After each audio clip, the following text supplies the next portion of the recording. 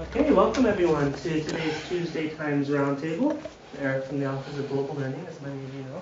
I'm very pleased to introduce both of our co-moderators today from the Florida Center for Survivors of Torture, which is affiliated with the Gulf Coast Jewish Family and Community Services Incorporated. Sylvia Acevedo serves as the director to FCST, the Florida Center for Survivors of Torture, and Refugee Resettlement Services, with a number of programs such as Preferred Communities Match Grant and the Voices Interpreter and Translations Program. She has over 25 years of social service experience, dedicating 15 years specifically to overseeing gender-based violence programs. Most recently, as the director of the Sexual Assault Services at the Crisis Center of Tampa Bay, she developed sexual assault outreach program initiatives for undocumented migrant workers, established outreach protocols for human trafficking victims, and created exclusive LGBTQI program services for sexual assault victims. She attained her Bachelor of Science degree in Psychology and a Master of Laws from St. Thomas University School of Law in Intercultural Human Rights. Sabine Balmir-Derenoncourt has nearly 8 years of experience working with torture survivors. Sabine speaks French, Haitian Creole, and Spanish, and started her career with the Florida Center for Survivors of Torture as an interpreter. She spent nearly 10 years in quality assurance and management with the local corporation and 3 years as an elementary school teacher. Her previous experience provides her with the needed skills to work and manage with the intensive care management team for the center.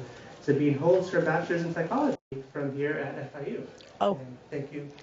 And her master's. That's the most. And her master's. From as of last semester. As of last semester. Her master's in social work?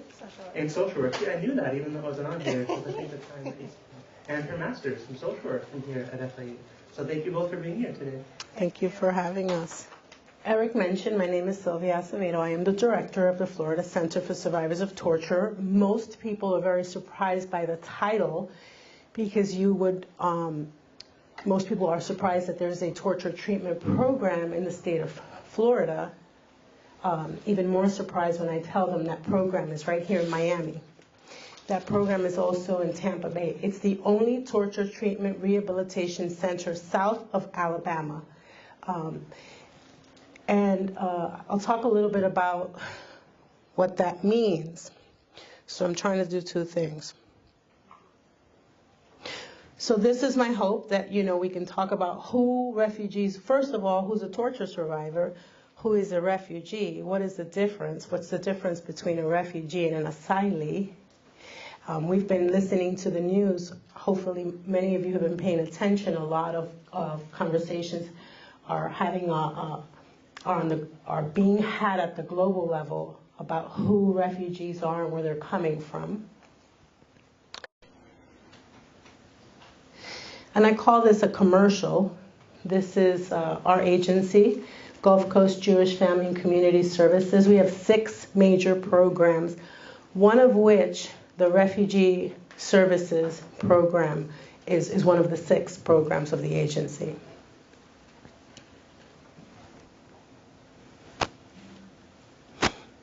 Okay, so this is the fun part. I enjoy this. This is an actual, a little infographic on our actual programs.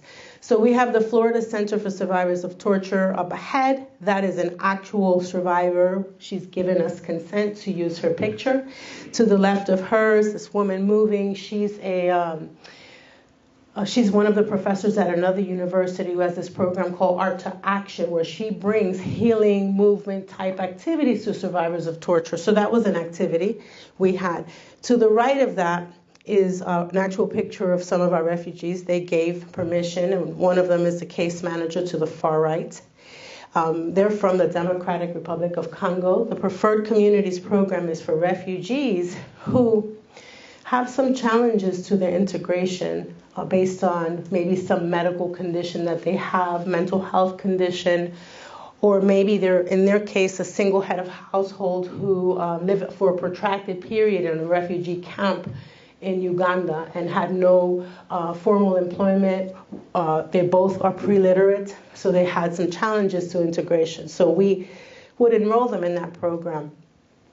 The Refugee Youth Services is a program for the children of adult refugees who come to this country.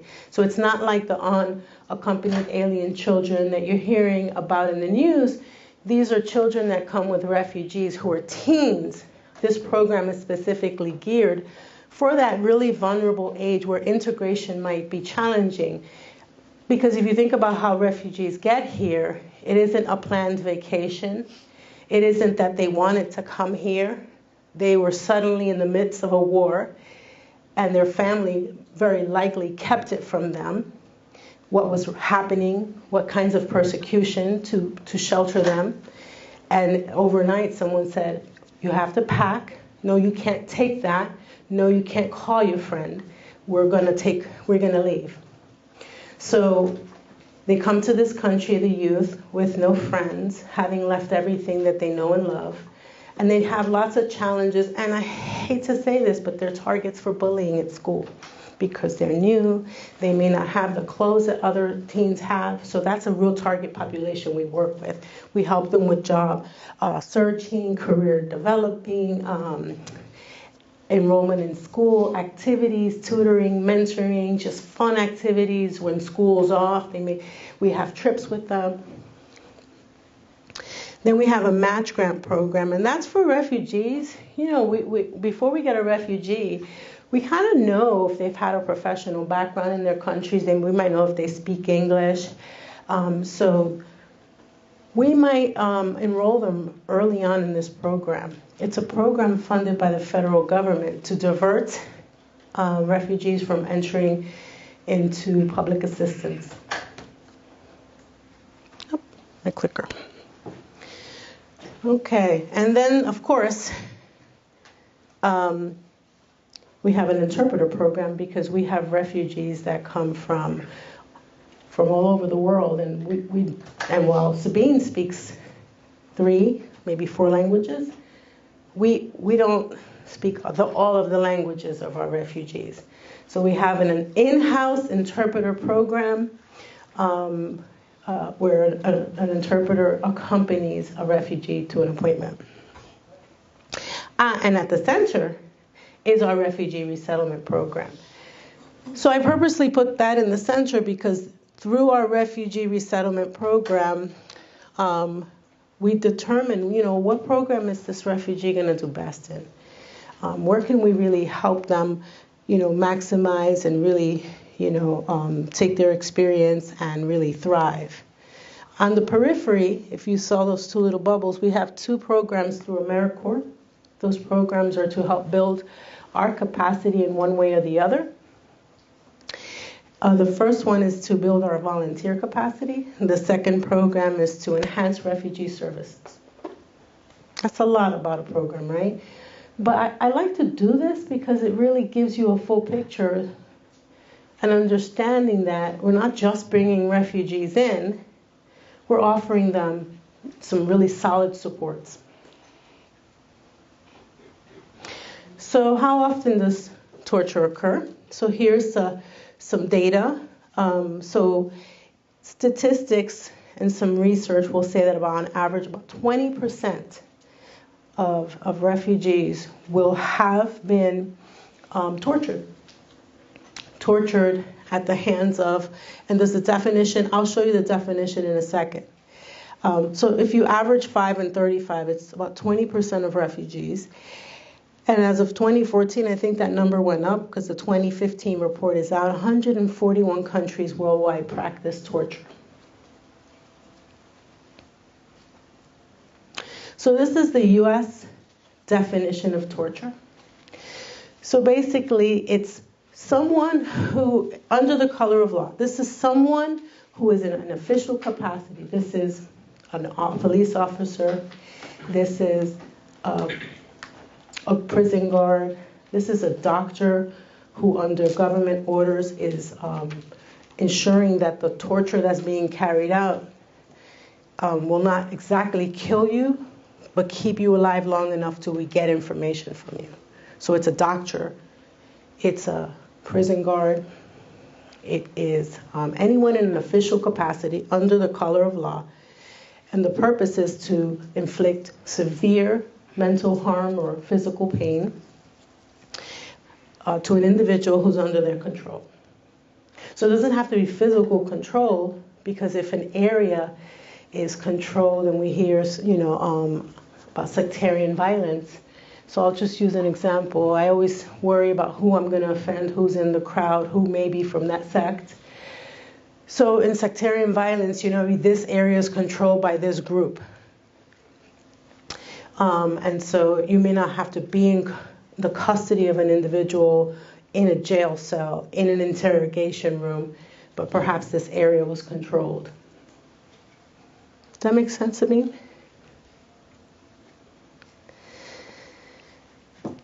So I almost feel like sometimes this is a little backwards, because I'm going to talk about who a refugee is later on, and then talk about the torture first. But this is basically how torture really is defined. What kind of harm, under what circumstances, and who was the actor. Was it? It didn't have to be an official, someone under the color of law, an official capacity, but it could be at the instigation of a country or at the acquiescence of a country. So a country turns a blind eye, or they start spewing propaganda. We saw this with Tutsi and Hutu. And so, they were spewing on the radio propaganda. So average, regular people, right, were perpetrating acts of torture. Were they under the color of law? One would say they were.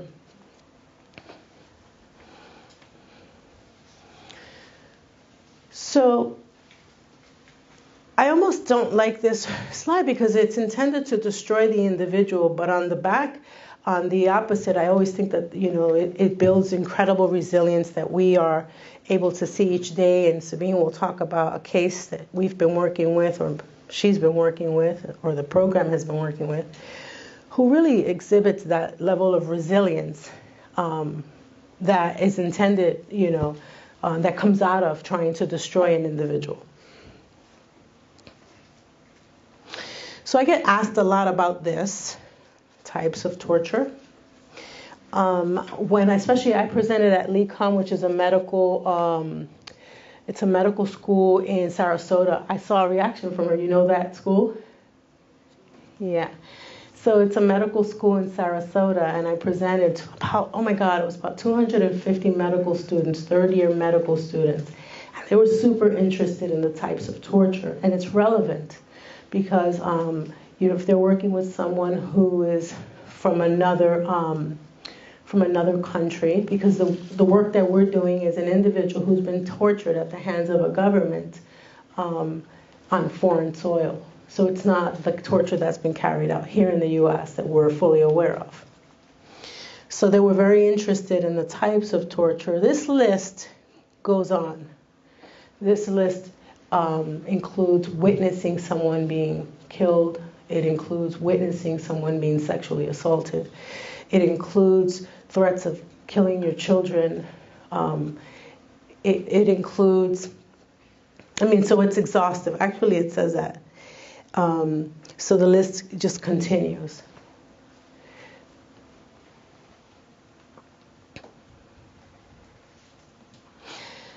So we talked about this. This is some of the consequences of torture, and Sabine will speak to some of the real challenges with real daily functions and carrying out daily tasks and developing trust. And you might take an individual to a doctor's office, but what if the doctor's office was very triggering and reminded that individual of the very place where they were tortured?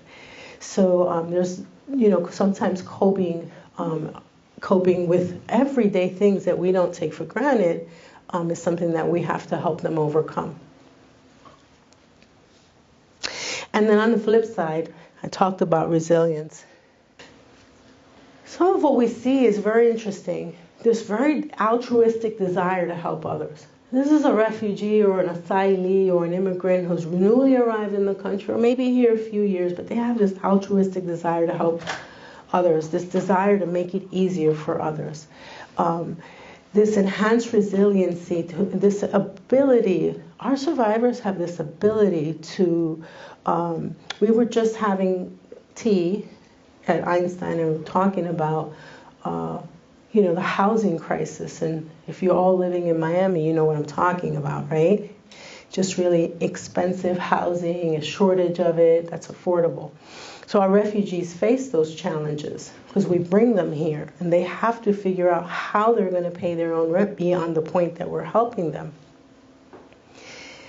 And they manage and they find jobs and they live in, maybe there'll be two families living in one house. Maybe they'll take two jobs.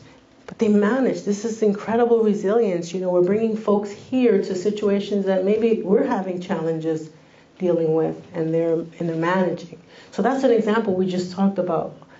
0 of our refugees in Broward County, where we have a resettlement office, have become homeless. And Broward County, Fort Lauderdale is just, not too far from here.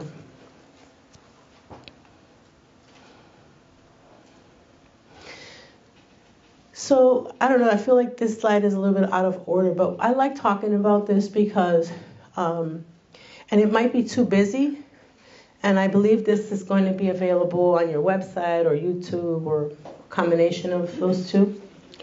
So basically, I talk about this because the pre-flight, what a refugee or a torture survivor is doing or an asylee is doing prior to leaving is very traumatic. There's fear about food security. Am I going to have food? Am I going to be captured?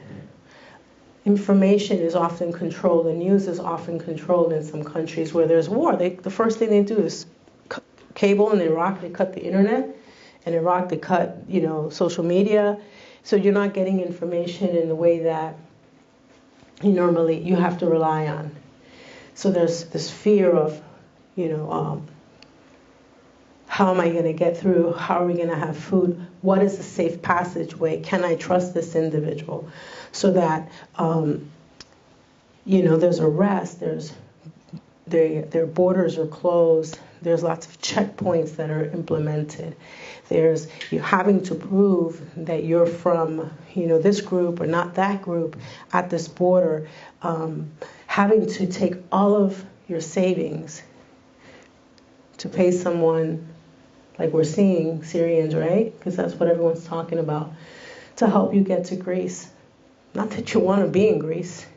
You like Syria, you want to be there. So maybe you're getting to Turkey, and in Turkey there's no prospect of local integration or employment or pathway to citizenship or employment. So we're talking about pre-flight. Some of the chaos, the breakdown, the lack of medical care, torture, being captured, all of that. And then there's when you're in flight. When you're in flight, you're terrified. You don't know. You're staying at strangers' homes. You're in a car. They're getting you to a boat. You're going on the boat, and you're going across the water. The water's choppy. The Greek police have stopped your ship. They're going to turn you around. You're afraid to go back because now you're in trouble for trying to leave. This is all happening while you're trying to flee. Your children are afraid. You're trying to keep them safe. You're trying to feed them. You're not eating. You're exhausted. So this is a flight. Post-flight.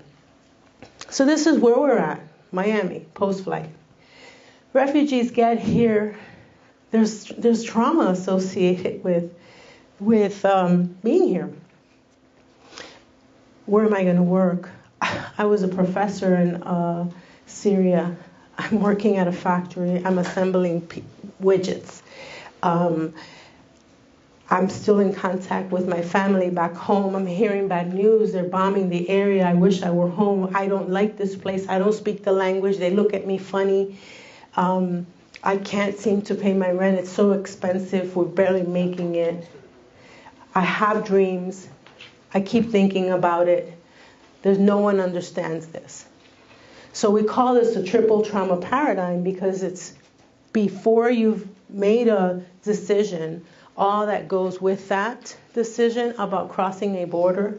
There are only 2 countries where there's what they call in-country processing if you want to get refugee status. That's Cuba and Iraq through international agreements. Every other country in the world, you have to leave your country and you have to enter another country to be considered a refugee. Yep. So who's a refugee? Oh, well, it's really all backwards, but let's see if I can catch up. Fantastic. I'll go back.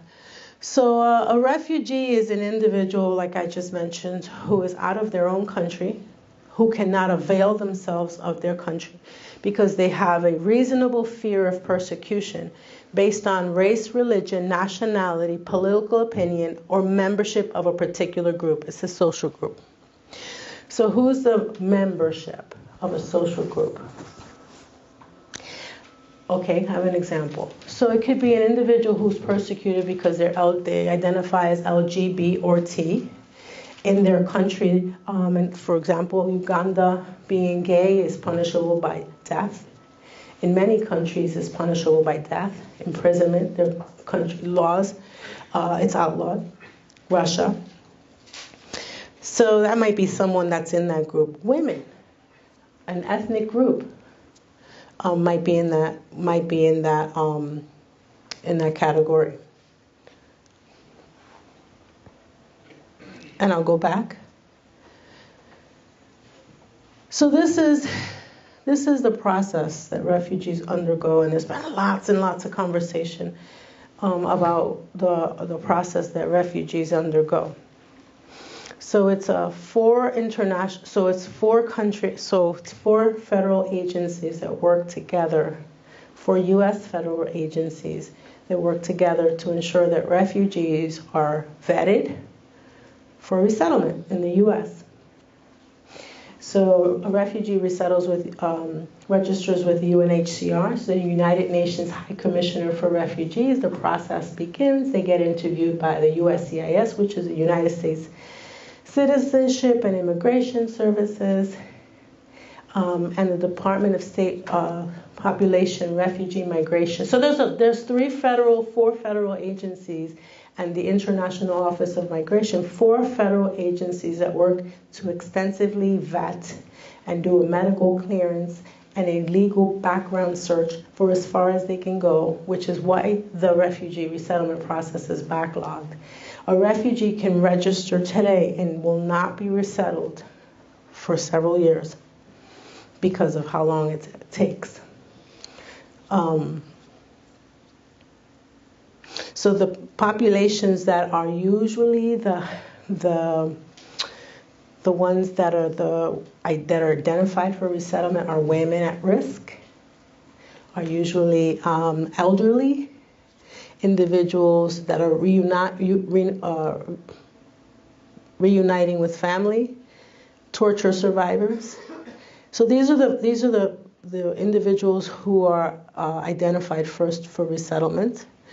So I talked a little bit about the processing, the stages. There's an interview, a security, a medical, a cultural orientation, and then departure. And this is what we do. So we get notice that there's a refugee that they want to resettle with us. And I'm going to speed this up because we're on to 1:30. There's a refugee they want to resettle with us. We look at the case. We see, is this person going to come to our program and be successful? Is this person going to make it? Do we have the ability to speak to this person? Do you have an interpreter that speaks that language?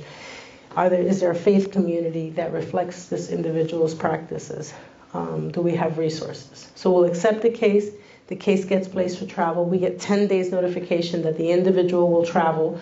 We have 10 days to find an apartment, furnish it, buy groceries, get bedding, get mattress, get pillow, all of the things that were required through the State Department to provide a refugee. We do this all of the time. We pick up the refugee at the airport. We're the first face they see when they come to this country. And then we take them to a host of appointments so that they can be on the road to self-sufficiency. To an employment agency that we work with, is funded through Department of Children and Families. We take them to ESOL so that they can enroll in English classes. We take them to a child care provider if they have children, so that their children can be watched, so that they can get a job. And we work with them from 30 to 90 days. In 90 days, we do. After 90 days, unless they remember that infograph or those pictures, unless they meet one of those other qualifications, after 90 days we don't typically work with them. So can you believe it? 90 days, a refugee from another country comes here and they're expected to be self-sufficient. Okay, so difference between a refugee and an asylee, right? So I get asked that a lot. An asylee is someone who is here in this country, in the United States, who has experienced persecution in their country or has a well-founded fear of persecution in their country based on the same 5 grounds: race, religion, nationality, political opinion, membership of a particular group. The difference is, through a refugee program, there is no agency helping them to welcome them at the airport. There is no agency to help get a bed, an apartment, and pay the rent until they get self-sufficient. They usually cross the border, come here, and are on their own with 0 resources. And that's the majority of our clients, our asylum seekers in the Florida Center program. So I'm going to leave it to Sabine because this is what she does and does really well with her program. And she'll talk a little bit about the Florida Center and the intensive case management. Before I start, we're talking about asylees and refugees. Do you understand the difference clearly between the two? Anybody wants to volunteer? Yeah. Well, it's good. The refugee is someone who gets enrolled by a program, and they have to sit in a list, waiting list, in order for them to go migrate to a selected country where they're going to be held. And then the asylum is there's no agency that's helping you. It's on your own, by your own means, and you get to that country of your choosing, and you apply for legal status at that country. Okay, that's exactly it. So what are the challenges, the differences in challenges of being a refugee versus being an asylee, do you think? Challenges? Once you arrive to the country, what are the challenges? The legal status? What does that mean? Being rejected when you apply for residency? There is. Before you even apply for residency, you have to be accepted. Your case has to be accepted. So you have to prove that you have really been persecuted, and if you are sent back, you're gonna die. So the burden lies on you to prove that. The legal status plays a very important role for the client, because it's not just an illegal immigrant or undocumented immigrant. It's somebody who's really afraid of going back home. Somebody who has a lot of trauma and is living in fear here. So there's a lot of that factor also with the asylum. The other difference is also the benefits, like we were saying. The refugee has already been processed. That person has already proven its status. It's already recognized. They come to a country that's accepted them with a status, so also with benefits. They get Medicaid, food stamps, they get assistance. The asylee crosses the border, comes here as a tourist visa, and is lost. Has a 1 year to ask for a petition for asylum. The burden falls on them. They have to find legal representation. They have to pay for legal representation. And they have to find the resources, all the information to back up their narrative. They're going to tell a story saying what happened to them, and they have to prove to the U.S. government or whichever government they're applying for this really happened. It's lengthy, expensive, and very traumatic process for the asylum. At the Florida Center for Survival of Torture, we have both. We have resettled clients and we have asylum petitioners. The reason why we have these two country conditions is because we have mostly right now in our caseload clients from Venezuela and from Colombia. Do you know why? Are you familiar with the country conditions right now going on? Yes. In Nicaragua, aren't they trying to hurt a lot of the indigenous people? Well, like Sylvia said, there's 141 countries right now that has been documented, that we have documentation that there is torture, that they are using torture. So there's 141 countries where you can possibly come from. But right now, our program in South Miami, we're receiving mostly people from Venezuela and people from Colombia. Do you know more or less what's going on in those countries? Yes. Extremist groups like the Villas and Venezuela, we have fraud, especially in the elections, and in Colombia we have SPARC. Exactly. So Colombia has had like a 50-year struggle going on with extremist groups. And so the indigenous population has been mostly targeted in the outskirts of the capital of Bogota. And they are most of the to Ecuador, where they have been processed as refugees and they've come to us as refugees. So that's why I bring you the country conditions of Colombia, because most of the clients that we're working with right now are Colombian. The other clients that we're working with right now are Venezuelans. Do you know why? Yeah. South Miami is very familiar with what's going on. We have an active community of Venezuelans here. So because of, yes. On those situations areas that if you're against the government, you're going to persecute or kidnap, so they can come here to visit. Exactly. So there are a lot of people that are traveling away from, or they are fleeing Venezuela. A lot of them are mostly, I don't know if you're familiar with the demographic of the people that are being targeted, but they're mostly, like you, college students that are against the system, and they are a massive force that are standing against the regulations that are being implemented. So they're being targeted, and they are the ones that the parents are either putting them on the plane and then shipping them away to save their lives. That's why you have those two country conditions. Okay, so this is us. We are, the Center Without Walls means that, so we have our little offices right here on Sunset, and we're like 10 minutes away from you. Barely do we have any clients that come over, and that's because transportation is an issue, and then they're kind of afraid also to go visit. So most of our services is out in the community. We go visit the client at their home, or wherever it is that they're comfortable to see us. That's why we are Centers Without Walls. We rely on all the providers in the community, and we are a lot in the client's home providing services. We're talking about strength-based, and that goes back to the resiliency part that Sylvia was talking about. It's always about what do you want, what are you capable of doing, and that's how we start building our services. Now, Florida Center for Survivors of Torture is mostly a social service program.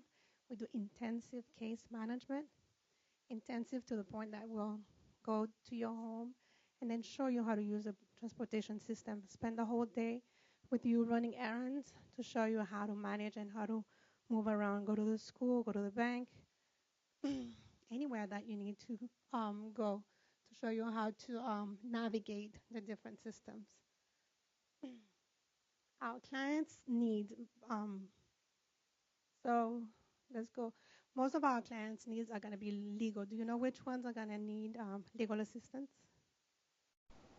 The ones applying for asylum? The ones applying for asylum.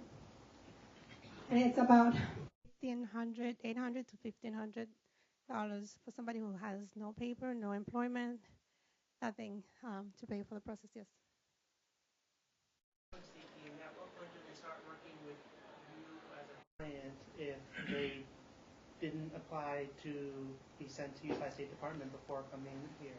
Since I was saying this is out of order, but so for our program, so each program has different requirements.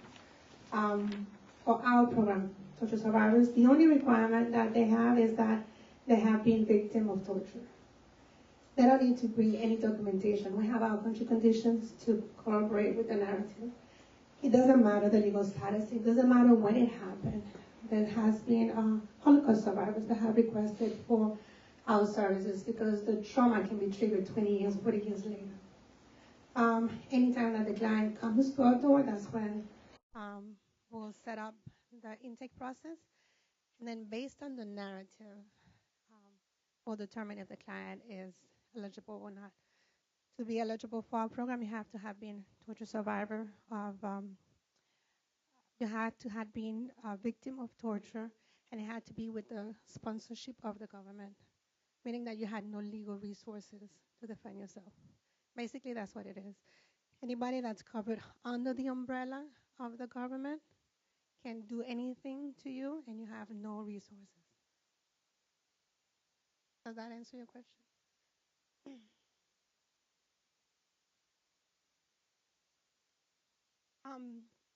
This was an issue a couple of years ago. For our referrals, we couldn't get any referrals because community providers were really afraid of asking clients if they were torture survivors. I mean, obviously, you had to be prepared to ask that question and listen to the answer. The other issue that we had is that a lot of our clients did not self-identify as torture survivors because it was so massive that it was a way of life. For example, people that came from Cuba. Are you familiar with? So it was so systematic, a way of living. It's like your basic rights of freedom of speech when I provided. So for you, it's the way you grew up. It has nothing to do with your violations. It's just the way that everybody does it. And so things like that are so systematic that the client was not even identifying themselves as torture survivors, some of them. So we started educating community providers.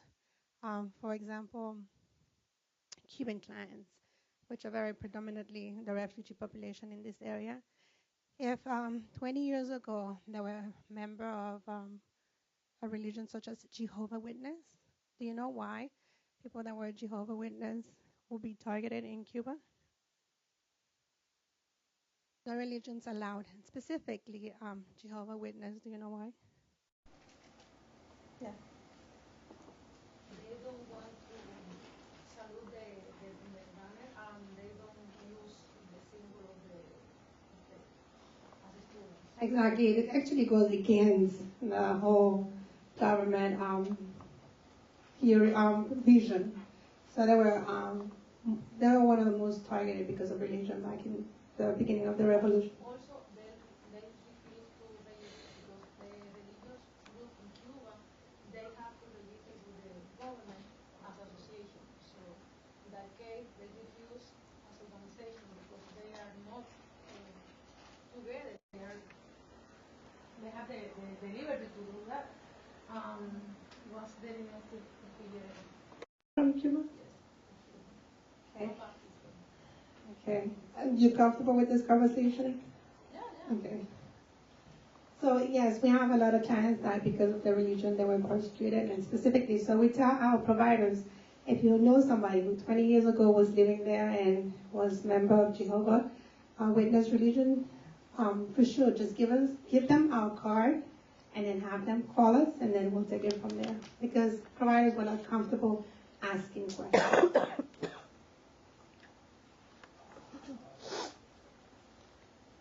These are difficulties that we all face. I mean, can you do your taxes? I mean, I can't do that. Finding resources, finding the insurance. I don't even know what insurance provider I have for my car. My husband does that. But imagine somebody who just arrives here, doesn't speak the language, doesn't know the community. They're so depressed because everybody's back home. So there's the separation. Plus there's the concern because everybody's safety is still over there. And you come here to this amazing country, you're by yourself, you don't understand what's going on, you don't know the language, you don't know what to do. This is very overwhelming. Plus you have trauma. And a lot of our clients do have depression and anxiety. This is even more overwhelming. You have clients that have fought all their lives, and then they come here and then they just don't want to do anything anymore. It's just exhaustion. So it gets really tiring. I'm going to speed it up. So the consequences. So what we're talking about, the enhanced resiliency, is that we do have a lot of clients that they are so motivated to continue in their advocacy and in their struggle to change or to advocate for human rights that instead of being clients, they want to be volunteers. You know that the person has needs and they barely can do anything for themselves. As you're doing the intake assessment, they're so grateful that you're doing this job that they're like, how can I help you? How can I'm like, no, you can't be a client and a volunteer. You have to like finish. Can we just talk about you? But it's that resiliency that no matter what you do, you can't take it out of the person. And we have a lot of clients like that 3 months later, they're already set up to help the newcomers. They've figured out how to do everything. They're already picking up people. I have clients, mostly the Cubans, that they will refer clients to me and tell me what they've already covered. Oh, don't worry, I already did this. I already went to this. Don't worry, I have that. And it's amazing to see, because when you hear the experience, when you hear the torture narrative that these clients are telling you, and then you see this strength, yeah, I wonder, where does it come from? It's really inspiring to see.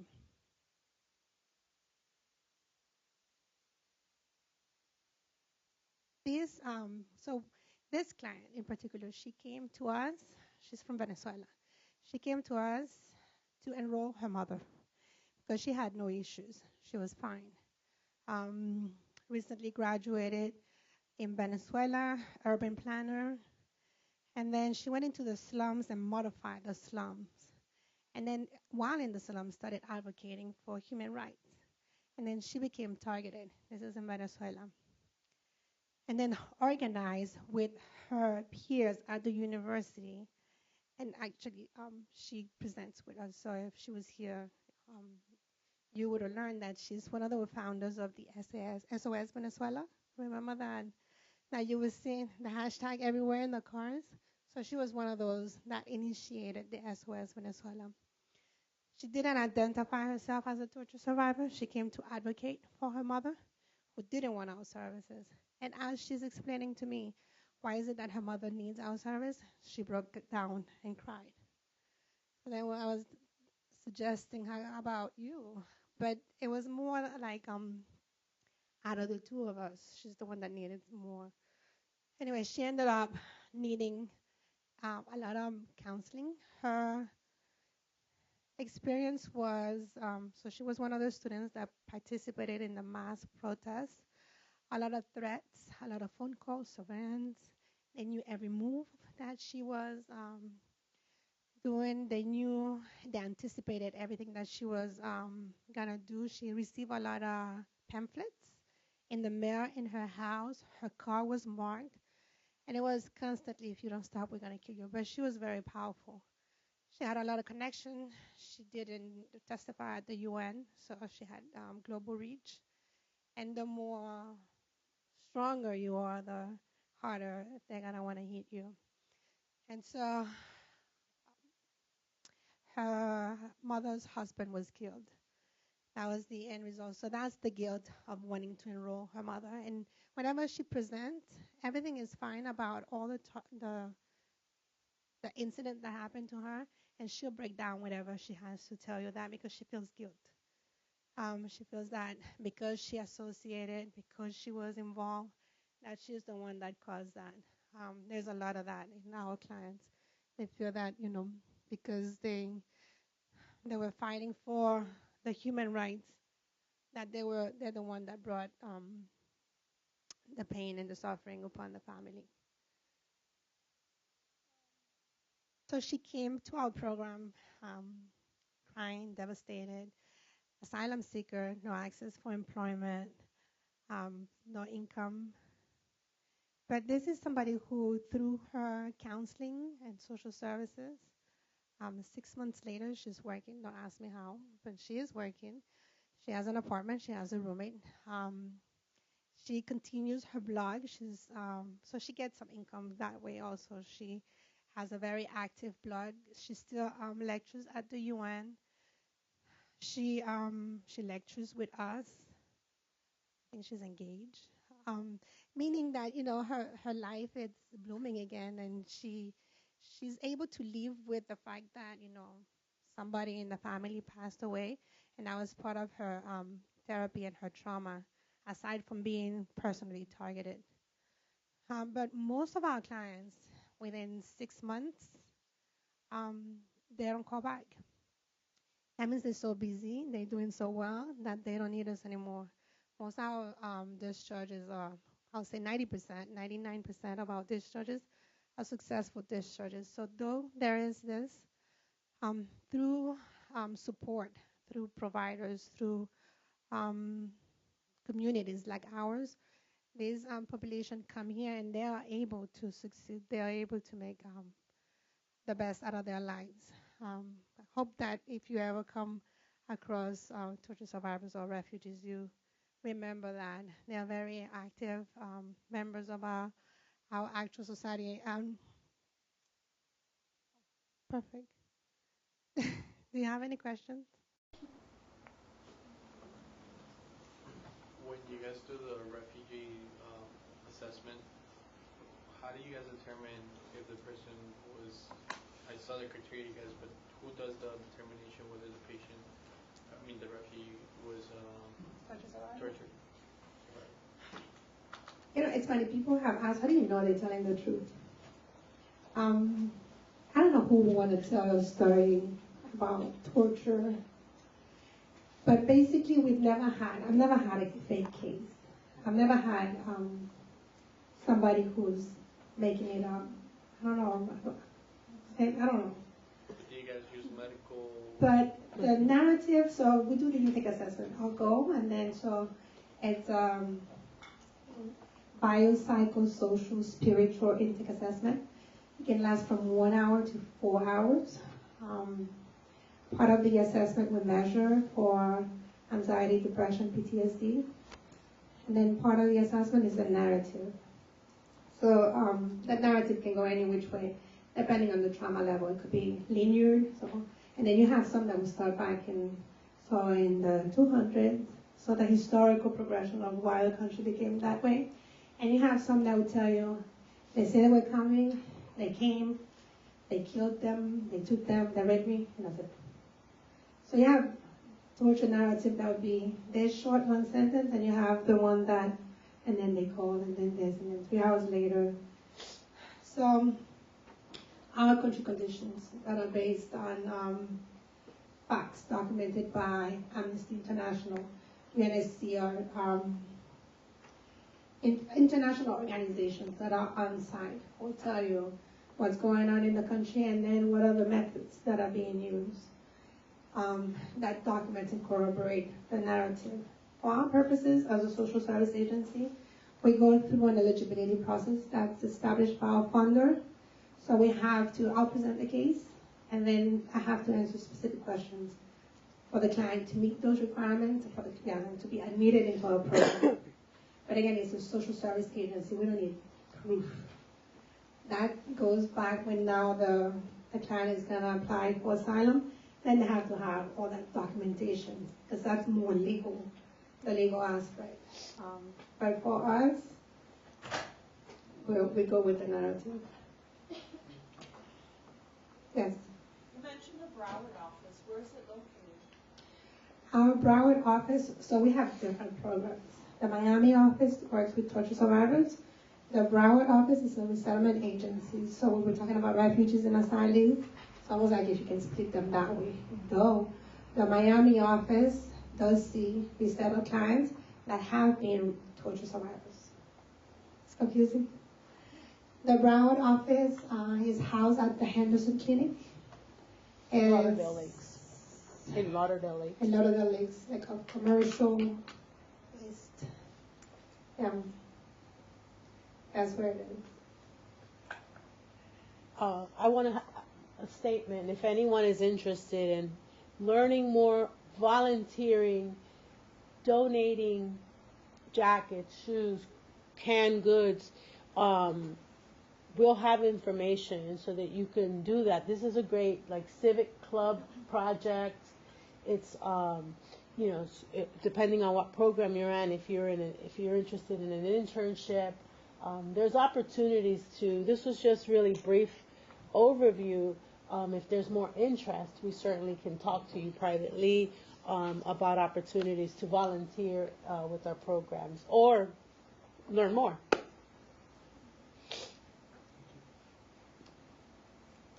Any questions?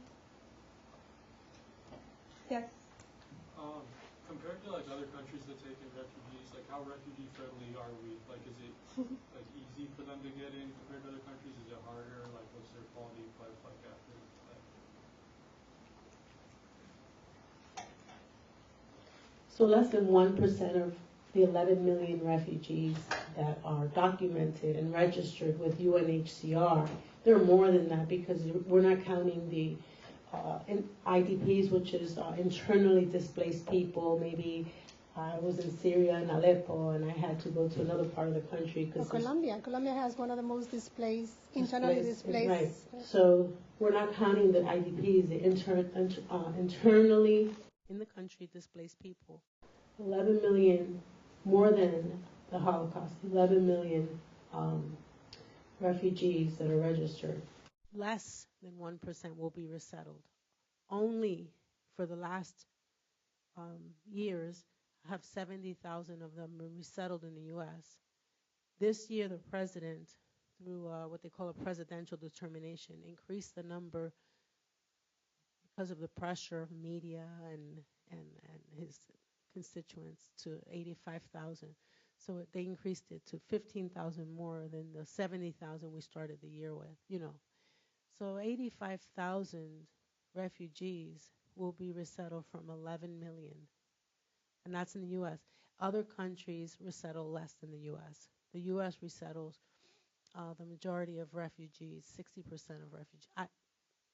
That number I'm not completely sure, but I think of that 1%, we might resettle 60%. So 100,000 refugees are resettled, roughly. That's absurd, so that's the refugee answer. And the welcoming part, it will really depend on the communities where the candidates are resettled, whether there are communities that are really welcoming. Actually, there's even an initiative, it's called Welcoming America, where they set together a support group to make sure that the community is refugee friendly. So yeah, it depends on the community, the states. Just let us know. Thank you for letting us present today. And thank you, both of you, for being here.